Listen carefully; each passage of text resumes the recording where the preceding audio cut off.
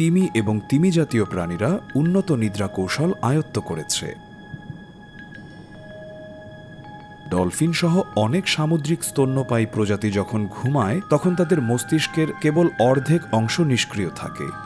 নিয়মিত বিরতিতে শ্বাস নিতে উপরে ওঠার কথা মনে করিয়ে দেওয়ার জন্য বাকি অংশটা জেগে থাকে। শুধু তাই নয়, তারা একটিমাত্র চোখ খোলা রাখে।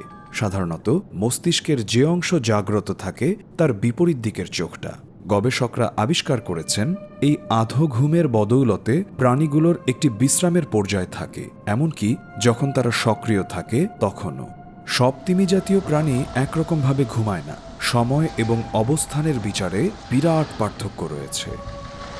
উদাহরণস্বরূপ, পাইলট তিমির দল একটি স্থিতিশীল গতিতে পানিতে ভ্রমণ করে।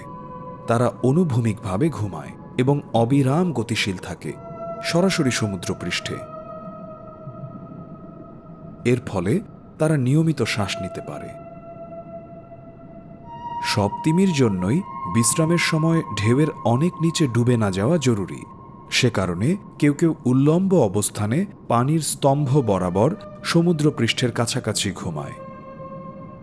এর ফলে শ্বাস নেওয়ার জন্য তাদের ওপরে ওঠা সহজ হয়। পর্যবেক্ষণে দেখা গেছে কুঁজো তিমিরা পানিতে মাথা নিচের দিকে দিয়ে ঘুমায়। তারা এই অবস্থানে প্রতিবারে আধ ঘন্টা পর্যন্ত ঘুমাতে পারে।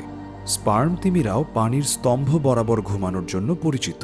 তারা সমুদ্রপৃষ্ঠের ঠিক নিচেই দলবদ্ধভাবে মাথা ওপরের দিকে দিয়ে নিজেদের সাজায়। তাদের এক ধরনের নিজস্ব সতর্কতা থাকে, যা নিশ্চিত করে বাতাস ফুরিয়ে যাওয়ার আগেই যাতে তারা ওপরে মাথা তোলে। কাজেই স্পার্ম তিমিদের মস্তিষ্কের দুটো ভাগই একসঙ্গে ঘুমোতে পারে, ঠিক মানুষের মতোই।